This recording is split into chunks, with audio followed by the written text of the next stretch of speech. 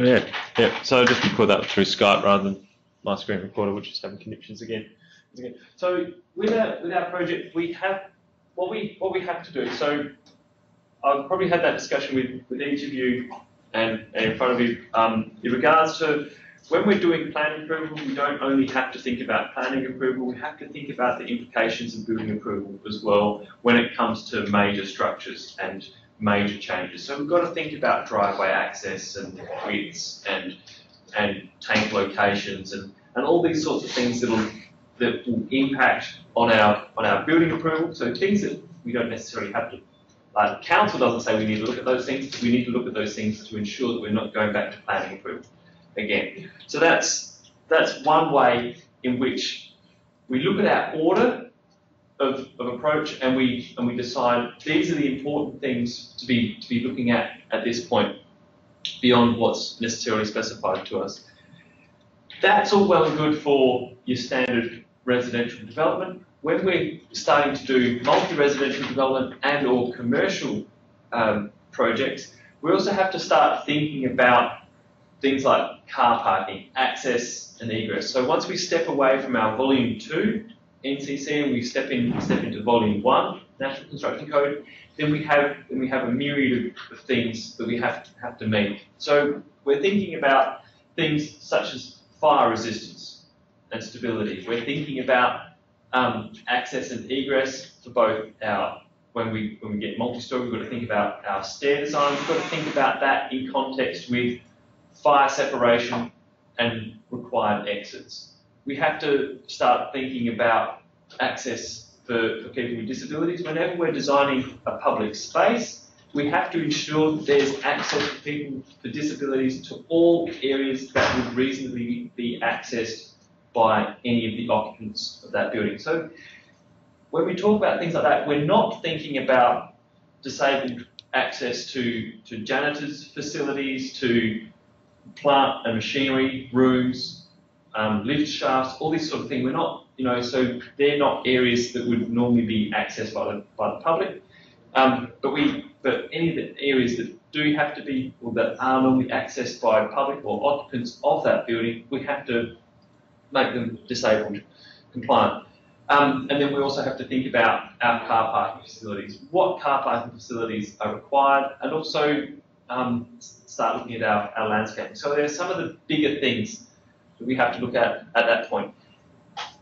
Beyond looking at those larger things, then we've got some smaller aspects to be looking at when it comes to disabled access, thinking about the door clearances and widths and approaches. Primarily those sorts of things can be solved at a later date. Yes, sometimes you're going to go, that can be solved at a later date, you work through and find out that it can't be. Those things happen. Basically the process here is to try to decide what you need to be looking at first in order to get to those points. So you start with the big picture and start moving down to the small picture. Now, you've all got plenty of things to go on with both with Project 1 and Project 2. Really, to be up to speed, you should be getting into Project 2 at this point. And as I said before, because we've got the attendance day on Monday, some of you I won't see until this time next week, so I want to ensure that you keep pushing ahead. So what we really do need to cover, to have a look at today, is our access and egress requirements for the building, to understand what we're doing with staircases and things like that. And then also I want to have a look at car parking facilities as well, just to give you that introduction so you can be working through those things. So first up, can anybody tell me what classification of building this is going to be? Class 2. Class 2. So it's a multi-residential building. We have fire separation walls between each. We've got Class 2, but also we're creating a Class 10. So by enclosing our area down underneath, we're creating a Class 10 structure. Now, Class 10 structure, that's not covered by Volume 1 NCC, is it?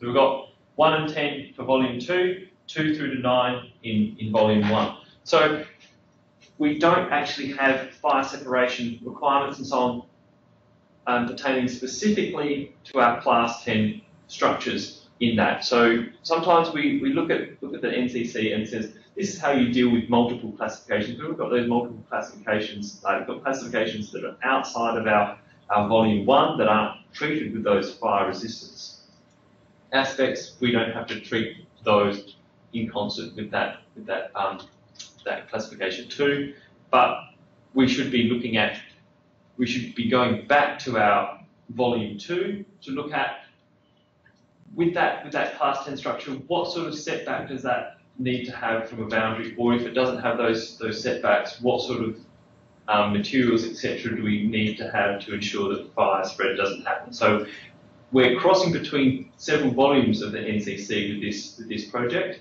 but when it comes to fire resistance and fire stability, so that's our section C of volume 1. Our class 10 structure doesn't actually have any particular rating in that, so we're not looking at that section in regards to our volume C. So in discussing our national construction code, so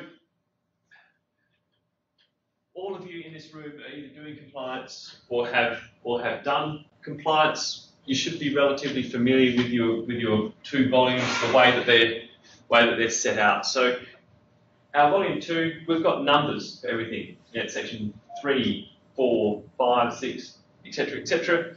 Our volume 1, that's sectioned up in letters. What I want to see in this, certainly in all the plans that are coming from you, for your first project, you'll have numbered bits. So NCC 3.1.2, etc. for this. Whereas from now on, I'll be seeing sections from our volume 1 NCC.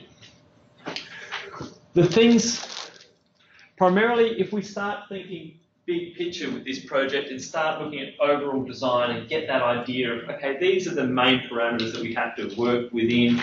If we find anything smaller than that later on, we can add those things. So the smaller things we'll be adding in are things like tactile ground surface indicators, any ramps on curves, any wheel stops, button heights, balustrade widths, protection of openings and heights. All these these small things that can be all retrofitted, modified, etc. at a later date without making major ramifications to our project. So where we would start, we'd want to have a look at access and egress, and then possibly we'll want to have a look at fire resistance and stability as well. The reason we want to have a look at fire resistance and stability, at this point in time you think, okay, well, fire resistance and stability, that's mostly about FRL, like fire resistance levels for separated walls, right? That's not going to have a major impact on our building. Why are we having a look at that at this point in time? As we go through, you'll see that there is a little bit of interplay between those 2 things. So let's start with section D, access and egress. So we've got provision for escape, construction of exits and access for people with a disability. All of those things are provision for escape. Yeah, sounds like me. We've got to do that. Construction of exits. We're going to have exits. And then access for people with disability will have those. So flick through now. First up, as always, our performance requirements. If you're an engineer, by all means, get stuck in. None of us are. I certainly expect that none of us in this room are qualified engineers working through that space. I expect to see deeply satisfied approaches in the next work. If you are putting forward performance solutions, I'm not the person to assess them.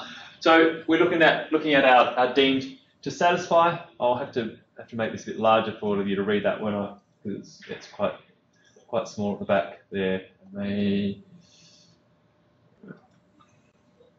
So I'll just get my page over where I've got my cheat notes in here.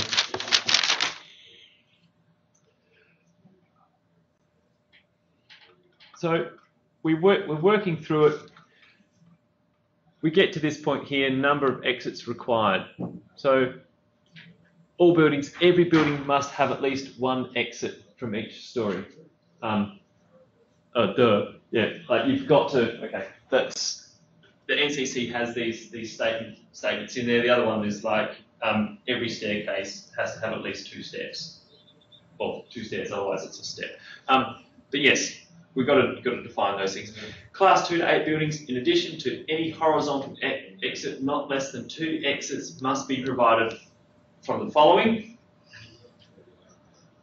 Each story, if the building has an effective height of more than 25 metres. Are we going to be more than 25 metres? Yay, nay? No, we're not. There's, you know, we're not anywhere near that. So, okay, maybe we don't need to have 2 exits. Class 2 or 3 buildings subject to C1.5. So, C1.5, that's back in our fire resistance and stability. So straight away we've got an interaction between our access and egress and our fire separation. So let's go back and have a look at that. So C1.5, 2-story class 2, 3, or 9 C buildings. Are we going to be 2-story? Are we going to be class 2? So this is going to be, it's possibly relevant to us. And so this is where we start getting into that choose your own adventure type approach to the NCC. If, you know, back in section D, it's saying you have to do 2 exits unless, you know, this. And you can decide, okay, well, I want to do 2 exits anyhow. That's fine. And go ahead with that. That's all cool. But you might want to explore this. So a building having a rising stories of 2 may be of type C construction if it is a class 2 or 3 building or a mixture of these classes, and each sole occupancy unit has access to at least 2 exits. That's what we're trying to avoid. Its own direct access to road opens or open space, or and then if it's a 9C. So that doesn't let us get out of those 2 exits. So we'll go back to our section D. I didn't get the page of that. So to get our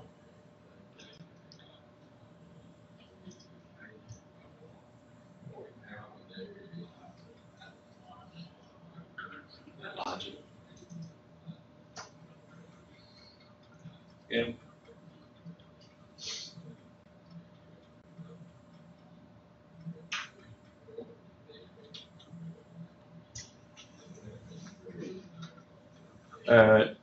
One would do so.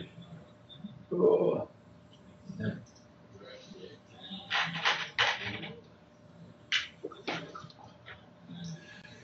So here we are.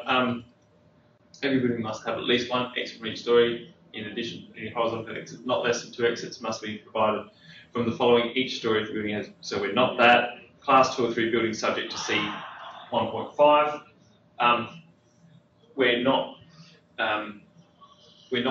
We can choose not to be subject to that C 1.5. We're not choosing So back at that point, we can be class C construction if we wish. So we've given that option earlier on in the NCC to go, all right, well we can look at this. We want to be class C construction. If we want to be class C construction, then there are some reduced aspects in terms of fire separation.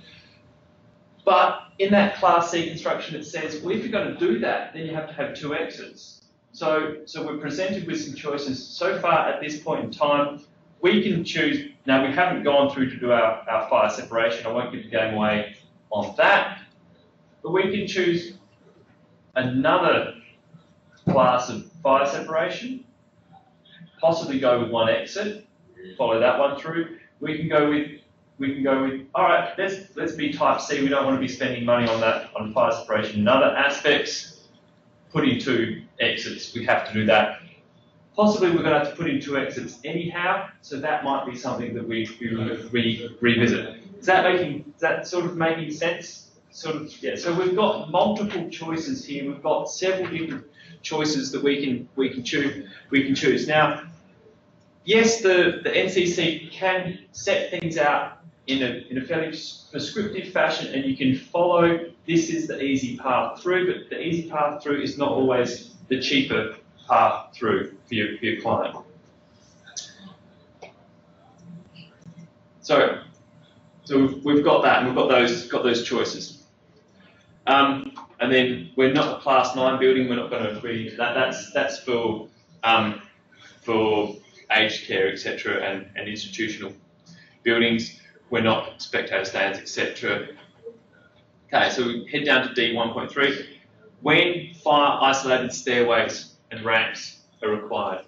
So Class 2 and 3 buildings, every stairway or ramp serving a required exit must be fire isolated unless it connects, passes through, or passes by not more than 3 consecutive stories in a Class 2 building. Do we have 3 consecutive stories? No.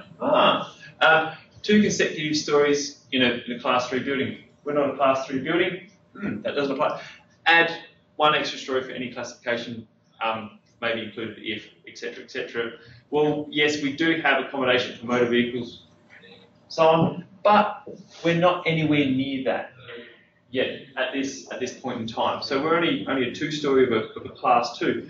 So this is not telling me yet that it needs to be fire isolated. The required exit does not provide access to or egress for and is separated from the extra story by construction having that. That area must be fire isolated, and so we don't have that.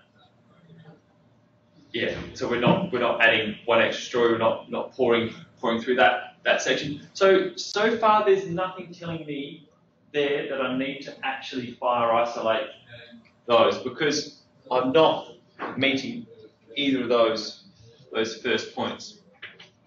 And then we're not a spectator stand, etc. We're not a Class 9C building. So in looking at that, now there is additional information. Well, we'll hopefully we'll get to that. But there's nothing telling me yet that needs to be fire isolated. There's nothing telling me yet that we need to have 2 required exits, because we still have the potential of an out by going with another building type or construction type apart from C. So exit travel distances, that might have some impact on what I'm doing. Class 2 and 3 buildings, the entrance doorway of any sole occupancy unit must not be more than 6 metres from an exit or from a point from which travel in different directions to 2 exits is available. Now we've got to go to our plan, and we look to see, okay, are we going to be, must not be more than 6 metres from an exit or from a point. So that's the entrance doorway. 6 metres from an exit or from a point from which travelling in different directions to 2 exits is available. So we want to look at, okay, what is the definition of exit? Or 20 metres from a single exit serving the story at the level of egress to a road or open space. So an exit is a path. It's a, I can't remember the exact. Well, let's have a look at our definition. So we're page 170 at the moment. We'll come back to that. So exit means any combination of the following that can provide egress to a road or open space. So we've got road and open space. Open space is an important thing in that. So an internal or external stairway, a ramp, a fire isolated passageway, a doorway opening to a road or open space. So if we're fire isolated passageway, then as soon as we enter that fire isolated passageway, we are in our exit.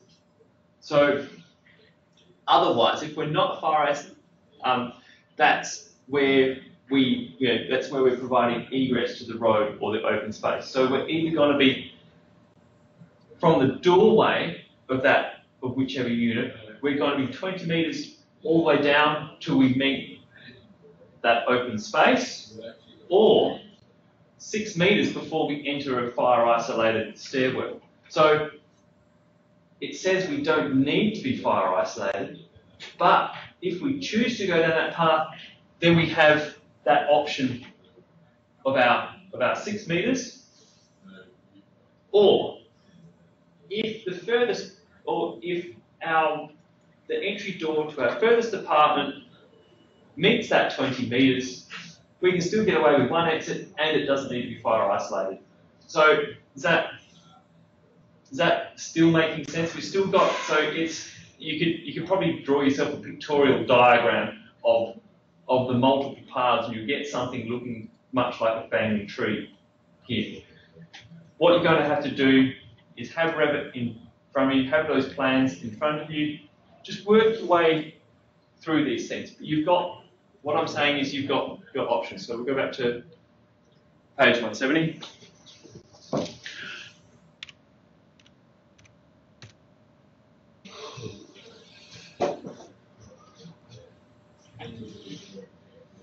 So where were we? There, we're moving down exit travel distances. Yeah. So entrance doorway of any sole occupancy unit must. Oh, actually, what I haven't defined here is sole occupancy unit. I've just assumed everybody knows what a sole occupancy unit is. Is that clear? Are we clear on that? Yeah. Yeah. Okay. I'm getting nothing but nods. Okay. So I'll move on. So yeah. So look at our sole occupancy unit, 6 metres from an exit from a point at which travel and two exits available, or 20 metres from a single exit serving the story at the level of egress to a road or open space. No point on the floor of a room which is not in a sole occupancy unit must be more than 20 metres from an exit or from a point at which travel in different directions to two exits is available. Here the heart sinks, right? We've got two sections on either end of our building which are not in sole occupancy units. We think about the scale of this building, we've got 4 units between, like this is without even having Revit up and measuring that. I can say, you know, in all likelihood, that furthest point from in one corner of that room is going to be more than 20 metres to our exit. We can't do it. But if you really want to push the boundary and think outside the square, why don't you knock a hole in that wall, make that as part of a sole occupancy unit, ensure that it's fire isolated, etc. If we're not having 2 exits, do we need to have 2 service spaces on both sides of the building? Possibly not. If we don't require that, why not have additional floor space for the living spaces? So we're not adding value to our client by doing that. So possibly that's an option. You can explore that and then you work back through. Does that meet our, you know, from the doorway then of that one, do we meet that 20 metres? From the doorway of other ones, do we meet that 20 metres? So that's an option that you can work through. And you can think, okay, that's what we want to be doing. So that's your exit travel distances. You've got some things to muck around with at home to work through those distances. Go, can I do this? Can I not do this? So distance between alternative exits. Yes, we'll go through this. It's probably not going to be really important to us. We're dealing with a small building, but let's just check it. So exits that are required as alternative means of egress. So if we're going with 2 required exits, must be distributed as uniformly as practicable within or around the story served and its positions where unobstructed access to at least 2 exits is readily available from all points on the floor, including lift lobby areas, etc. So you have to, so you can't just have both of them right next to each other to go, oh yes, I can meet that 6 metres to 2 because yeah, they're right next to each other. They have to be distributed as uniformly as possible. Not more than in a class 2 or 3 building, 45 metres apart. Well, also, so not less than 9 metres apart and not more than class 2 or 3 building, 45 metres apart. So we're not going to be 45 metres apart, trust me. So dimensions of exits and paths of travel to exits. This is one of those aspects that we can go, all right, that's probably that's probably going to be one of the later considerations. Yes, we'll be modifying some walls, we'll be doing some things. That's going to happen. That doesn't impact on our car parking, what's happening down below. Really what we wanted to find out is, do we need to have 2 staircases? Where are those staircases going to be? What are they going to look like? Etc. So our dimensions, look, we've got to be 2 metres in height. We've got to be 1 metre wide. That's all fairly standard. We'll work through that later on. And just look at my cheat sheet a bit. Yeah, so that's it for our D1. So you've got a couple things to muck around with your distances of exits, and decide, do I want to be going down that path?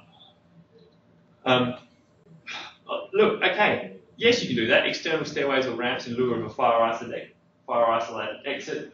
You can do that. I don't know why you wouldn't for this project. We have accommodation for two exits. When we knock down a wall, is it still going to be solar occupancy unit, but just a larger size? Yeah. As long as that is, so what defines a solar occupancy unit is its fire separation. So if it's fire separated from other things, then it's a solar occupancy unit. But like, are we taking it as in we're going to need an extra car park? No, you're not necessarily going to require an extra car park. So you have to provide. Yeah, we're still under the assumption that there's only one person going to be living there. Yeah. You can assume that there's one person who's going to be living there. The other thing, but having said that, so the basic assumption is for each of these units you'll be providing one car park. You get, so for your number of car parks, you'll have to refer back to the development plan. But put simply, that's what it's going to say. But you've actually got plenty of space. If you look at the size of that building, you've got plenty of space. If you want to be including more, if you want to be saying, yeah, well look, okay, that's it. Let's provide additional, so for each unit you've got 1, 2, 3, etc. If you want to be providing additional visitor car parking or unmarked car parking, by all means, put it in. Because if it's not going to adversely impact on anything else in the building, go, yeah, we've got this larger unit, let's get an extra car park in there, or, yeah. So always, when it comes to the National Construction Code, Australian standards, compliance in general, let's call it compliance in general, that's the bar being set right down there. That's the minimum requirements that have to be met. To give your client value, you can raise the bar for what you're providing. I say expense, considered. So external stairways, ramps in lieu of fire isolated exit. An external stairway or ramp may serve as a required exit in lieu of a fire isolated exit, serving a story below an effective height of 25 metres if the stairway or ramp is. Actually, there is one good reason this applies to us, is because if we're not fire isolating our stairwell, we're still having them. Actually, that's something I'm not. No, I don't think it does come under an external exit, because what we're doing is we're incorporating walls on the base of our building. So let's have a look at that. So external. Will the base of the building be walled in? We have to provide 2 walls to it. So actually, walls still classes that as a circular. Because it's still, in theoretical sense, it's still working in the elements and external. Anyone can access it. Yeah. So that definition of whether it's going to be external or not comes here under its proximity to that wall. So for the purposes of that stairway. Now, if we're enclosing 2 sides, our choices are, well, we've got multiple choices. We enclose enclose the back and the front, and then we have our two sides open. We bring our cars in one side, exit them out the other side. That's a possibility. So protected in accordance with, if it's within 6 metres and exposed to any part of the external wall of the building it serves.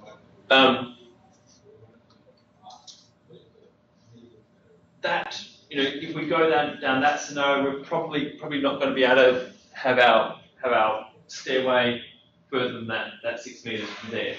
We also have the option of the back and one side. That means if the other side is open, well then that gives us, and we've chosen to do only one stairway, then that does give us that option of classifying it as an external stairway.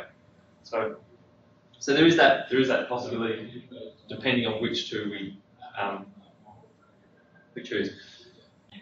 So external stairway or ramp may serve as a required exit in lieu of a fire isolated exit serving a story below an effective height of 25 metres. So with that, if the stairway ramp is non-combustible throughout, well, that's easy enough. Okay, concrete, steel, etc. And protected in accordance with C if it is within 6 metres of and exposed to any part of the external wall the building preserves. Let's have a look at C. Is C onerous? The protection referred to in A2 must adequately protect occupants using the exit from exposure to a fire within the building in accordance with one of the two following methods. The part of the external wall of the building to which the exit is exposed must have an FRL of 60-60-60, not onerous. No openings less than 3 metres from the exit except a doorway serving an exit protected by. That's, once again, not onerous or not applicable. Any opening 3 metres or more, but less than 6 metres from the exit protected in accordance with that. If wall wedding sprinklers are used, they are located internally. That's if we even need to have an opening. We might have our staircase completely open. If the wall that it is within that 6 metres proximity to is a wall with an FRL protecting that from the neighbours, for example, then I don't see any reason why that cannot be met.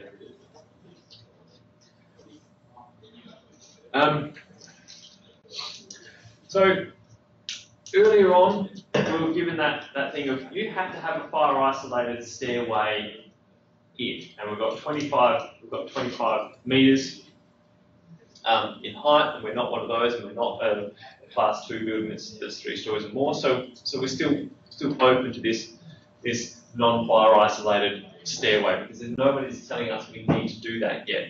So travel, but we might have an issue here. So travel by non-fire isolated stairway or ramp, non-fire isolated stairway or non-fire isolated ramp serving as a required exit, because they're still going to be required.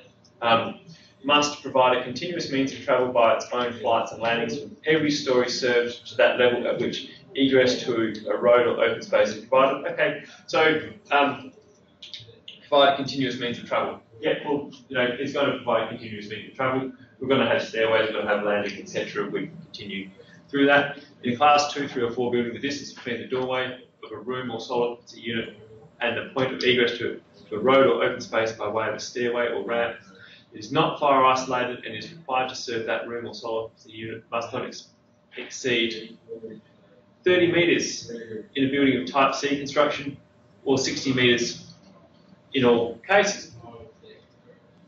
We were given that option of type C construction earlier. If we wanted to go with that, that tells us we need to have a fire isolated exit. Unfortunately, this doesn't present us an out.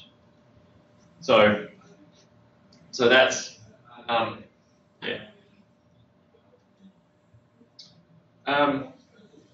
so in class 2, 3, that's us. But a required non-fire isolated stairway or non-fire isolated ramp must discharge at a point not more than 15 metres from a doorway providing egress to a road or open space, or we're straight there on our open space, possibly, or from one of 2 such doorways or passageways, either travel to each of them from non-fire isolated stairway, right, is opposite or approximately opposite opposing directions. So our travel distances are telling us that we have to be within that 20 metres or 6 metres from externals. We're not even approaching that 30 metres, and we're not having any constraints at where we're going at the end of that stairway. So there's nothing there telling me that needs to be fire isolated, but we can't take advantage of any of those greater distances.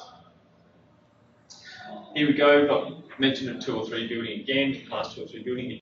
If 2 or more exits are required and are provided by means of internal non-fire isolated stairway or fire isolated ramps, each exit must provide separate egress to a road or open space. Yep, we can do that, and be suitably smoke separated from each other at the level of discharge. That's an interesting one. To be suitably smoke separated from each other at the level of discharge. Don't know that we can really level of discharge, because we're both going onto open space. Possibly, actually, that's a really weird one. That might be a question for a private certified, because if we are going onto an open space, if it's open space, how can it actually be smoke separated? So my hunch is there that would not apply, because then that would make any building unbuildable if we had to have smoke separation within an open space. Then discharge from exits. An exit must not be blocked at a point of discharge where necessary suitable barriers must be provided to prevent vehicles from blocking the exit or access to it. That's an important consideration for us with our car parking down beneath. You'll need to provide something that stops people putting their cars in front of the stairs. Of course, you're not going to want to be doing that anyhow. But we're going to have, because we do have required exits, we've got to stop people putting their cars there. Now, typically, what happens with your commercial properties where you've got your fire isolated doorways opening, on that bit just near there, you have a bollard on the street to stop somebody putting their car right there to stop that opening up. Otherwise, you use curbing and things like that to stop people, which is probably what we've got to do in our case. So have those curbs to separate those areas to where we're walking for our stairways and parking our cars. But we've got to ensure that there's something to stop people parking their cars there. And then the rest is all very, very achievable. So if the required exit leads to an open space, the path of travel to the road must have an unobstructed width throughout of not less than the minimum width of the required exit, or 1 metre, whichever is greater. That's all fine. We won't go into horizontal exits because we're not looking at that. We're looking at our stairwells now. And then non-required stairways, ramps, and escalators. So what we're looking at for now is going, what do we need? What do we have to have in place? What are our choices? What are we going to do in regards to our stairways? So then we'll move on to section D2.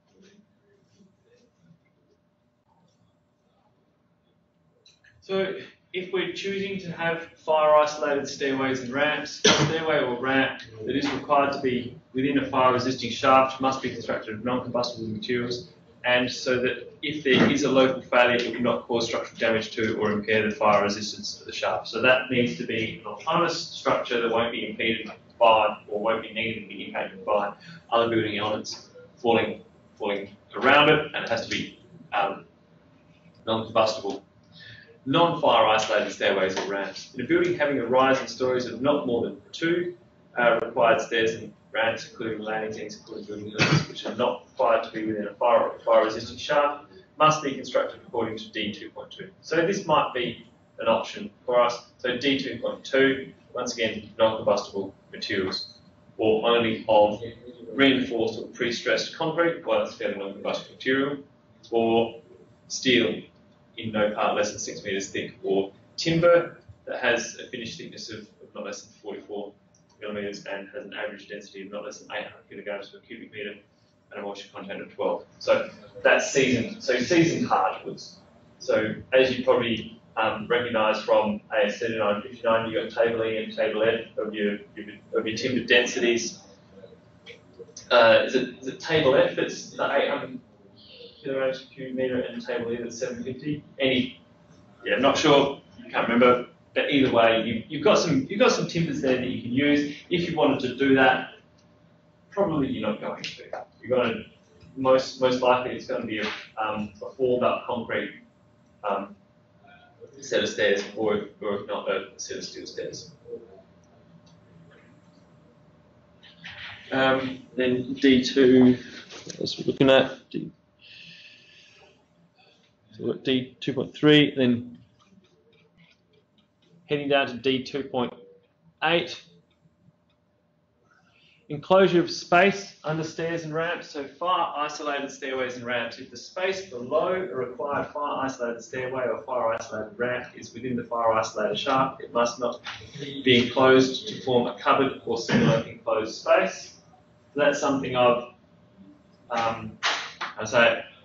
the students previously have said, oh, this is great bicycle parking, let's do all that, let's put all this stuff in there. Unfortunately, you can't do that.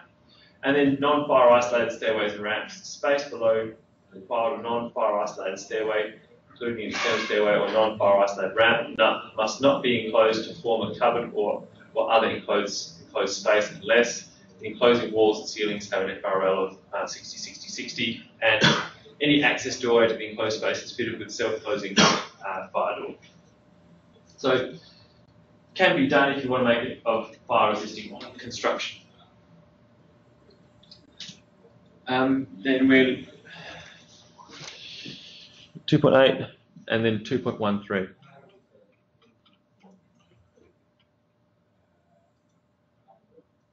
So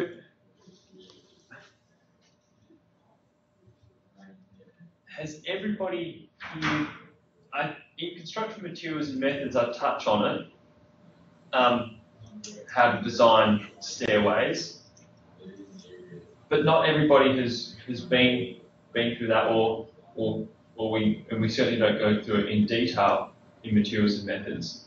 Do you go through that in detail in compliance, the slope relationships of stairs? Is that something that everybody's completely comfortable with, or do we need to look at that? Didn't touch on that in compliance. What's that? Didn't touch on that in compliance. You touch on it in compliance? Yeah. Having touched on it in compliance, are you confident to go designing it a compliant stairway or ramp? Or should we pull it apart again today? We've got 12 minutes in which to do so. Brush up on that. Brush up on it? Then go through it again? Okay. Because you will have to, if we're going to be organising, going to be looking at the organising of our space, we'll do that. So goings and rises, a stair must have not more than 18, not less than 2 rises in each flight. So that's that other moment in the NCC. Going G, rise R, and quantity 2R plus G in accordance with table D 2.13. That's familiar to everybody. 2R plus G must meet these certain requirements. Let's have a quick look at that. So 2R plus G, so our maximum riser and minimum riser must, so our riser must be within our 190 and 115, and our going must be within 355 and 250. So yeah, I think for residential in volume 2, that's slightly less. It's 350 or something like that. So we've got some minor differences there.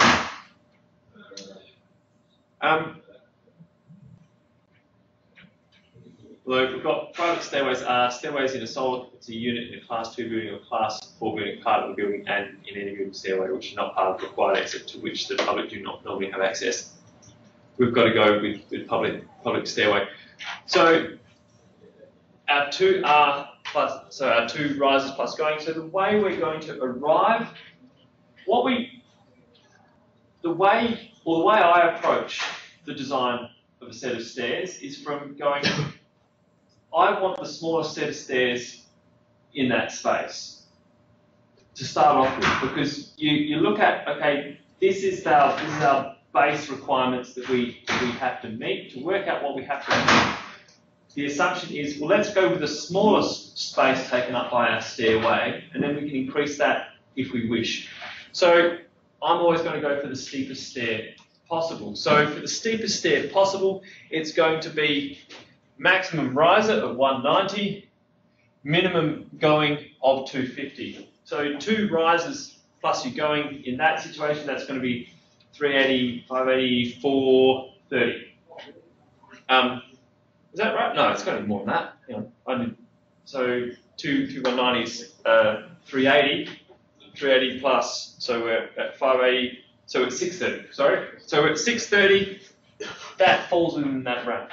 So 2R plus G, our steepest possible stair, fits within that range. And it fits very comfortably within that range. We can have a little bit of adjustment either way, and we know that we're still going to fit in that range. So meeting 2R plus G with the steepest stair possible, I'd say is a very easy thing to do. Then the next thing you do is you go, what is our height difference between the upper floor and our lower floor? What distance do we need to travel? Get that distance, divide that by 190. So let's say it's 3 meters, we divide that by 190, we get a figure of 17.3 stairs, for example. We go, oh, we can't have 0.3 stairs. It says further on, all of your goings and rises have to be of equal dimensions. So then that means we have to go to 18 stairs. Okay. Luckily, 18 stairs meets that. Where were we? So must not more than 18, not less than 2. So we go, oh yes, 18 stairs. That still fits in, and then we divide that distance by 18. That gives us our riser. Now you can go back and check riser, 2R plus G, is that going to meet? But because our 630 fits right in the middle there, in all likelihood, because we're dealing with minor increments, it's going to be fine. That's where we get our stairs. Is that very straightforward to everyone? So, and then that's going to tell us our smallest absolute required stair, and you can stop at that if you wish. You go, all right, well that's it. It's compliant, and it's going to take up the least amount of space, impact on what I'm doing. Great. However, what you're probably going to have to do in this instance is not just think about straight flights of stairs. Now, well, actually, one thing we haven't covered yet, because I was just pulling figures out of the air for that 18. We don't know that it's going to be 18.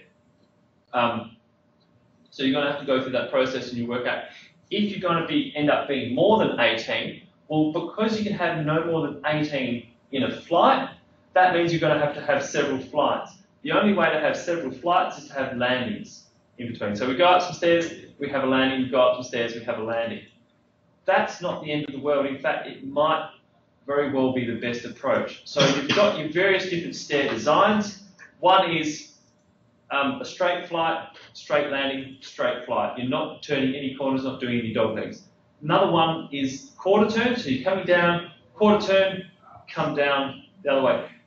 The other type is a dogleg stair, which is actually the most space-efficient stair that you can do, apart from a spiral staircase. But for a required exit, it's the most space-efficient stair you can do.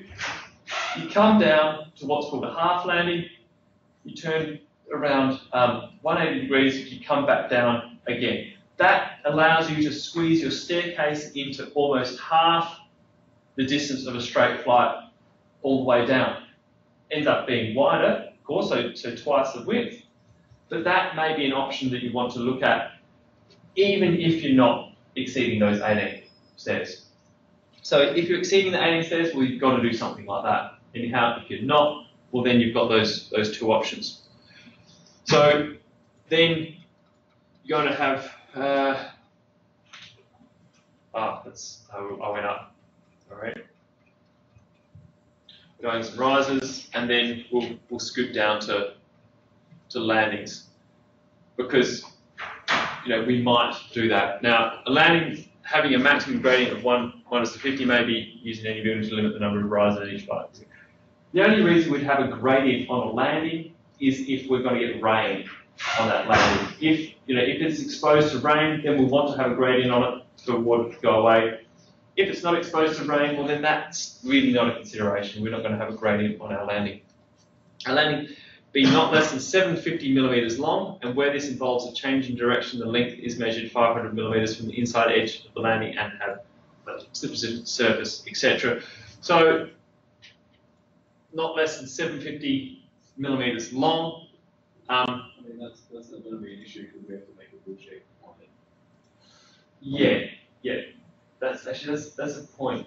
Yeah, because with the wheelchair compliance, you've got an additional 1 step length that you have to add on to that landing to make it wheelchair compliant. So that might actually that's another thing we have to look at in the big overall as well. On the landing, you have to be big enough for a wheelchair before you turn around on as well. I don't think so. So it's no, because you don't use a wheelchair on a stairway. Yeah, you use a stair lift to get around. You don't have to use a stair lift to get around. So I've never seen anything else any other way of wheelchair getting up the set of stairs. you don't have to get a wheelchair up a set of stairs. That's the thing. So what's that? Push him down. Yeah. But that is the weird thing about the NCC though, is we'll go through those bits, those smaller considerations later. But yes, when it deals with disabled access, if you've got a lift there, that counts as your disabled access. But if you've got disabled access in your building, then with your required exits, which is what we're working with now, they have to be disabled compliant, but the only disabled compliance they have to meet are those small things of an additional width of a stair on that landing and in the handrail. That's it in a nutshell. That's not pouring through it, completely pulling it apart, but if we were to pull it apart, well I'm pretty sure that's where we'll land. I've been through this before and pulled it all apart. That's the only thing that we have to do. Now you think, that doesn't really make much sense. No, it doesn't really make much sense. But where it does make sense is that because there are so many, I guess, the NCC, that covers everything. Because we have to provide disabled access to basically all buildings now, we can't go, or I can see that the Australian Building Codes Board does not want to go over the top and say, you've got to spend bucket loads of cash to now build, to meet those requirements, because those requirements of having to have wheelchair turnarounds in a place where you're not going to get a wheelchair and things like that, are going to would be seen as being over the top. So that's why I see that's the reasoning behind why. That's what I think is probably the most likely. Extra consideration last year. So say you do have a wheelchair lift. Is there any extra consideration, say if a person was coming down and a wheelchair was going up? In terms of the lift, In terms of sizing of your stairs, it's going to be 1 metre. yeah. You think of how much a wheelchair is going to be using a wheelchair lift, and then this other people using that walkway as well. Is there any consideration to make the stairs or the landing bigger for that? I don't know. Yeah, no, because I haven't gone into that. Well, I've never had to actually touch on that and work through that. Because certainly for this project, we don't need to do that. We don't need to have that wheelchair, that chairlift in. There's nothing telling us that we need to do that. And also in any other projects that we've worked on, I haven't actually had to work through that. So yeah, can't give an answer about that. But that was a very good point about going, yes, they need to be disabled access to it, and enable you guys to keep moving forward. Like, because we're not going to be pulling apart the disabled access bits today, but to enable you to work ahead, you have to provide that extra stair width on your landing. So your landings, if you're doing a dog leg or a quarter turn. So beware of that. 1 extra stair width on your landing. Depends what stair width you guys are going with. If you're going with the minimum, then it's an extra 250 wide on your landing. So we're looking at a 1 metre landing instead of 750 in a nutshell. So that's it. That should give you enough to go ahead with working out how many stairways you're having, where those stairways are going, and what those overall dimensions, how much space we have to allow for those stairways are going to be, within some minor changes that will arise as a result of handrails and things like that. So at this point, you can push ahead comfortably. Well, not comfortably. You've got to have your own model there. You've got to be working through each of those stages, making your decisions about what am I doing? Am I a Type C construction? Am I not? We're going to have 1 or 2, etc. Am I knocking out this wall? Am I not? We're knocking out that wall. So you've got to make some decisions. There's several options you can choose here. So start with that. That's us up until lunch. What we're going to go through then next time is our car parking requirements. Is that going to give you enough to work on through till Monday? Yeah. Yeah? Yeah, so you've got all your project one, yes? Should we be like reporting this as we're going along for the second assessment? Recording this? No, reporting. Reporting. Like where we're getting the information, say NCC, part 1. What you have to do is you have to for all of your building works, you've got to be putting in information to say that this complies with this particular thing where it's pertinent. So we go say stairs as per section D2 blah blah blah. So have those things to say that they meet. Beyond that, look, you guys might throw up some things that I don't know. We might end up having a discussion about various elements and pulling the NCC apart ourselves. That's always going to happen. It's a very complex document. There are sort of these choose your own approaches. But in the main, I'm fairly confident that if you put something to me, I'll be able to say no, yes at that point in time. So in terms of recording all that, no, you're not required to.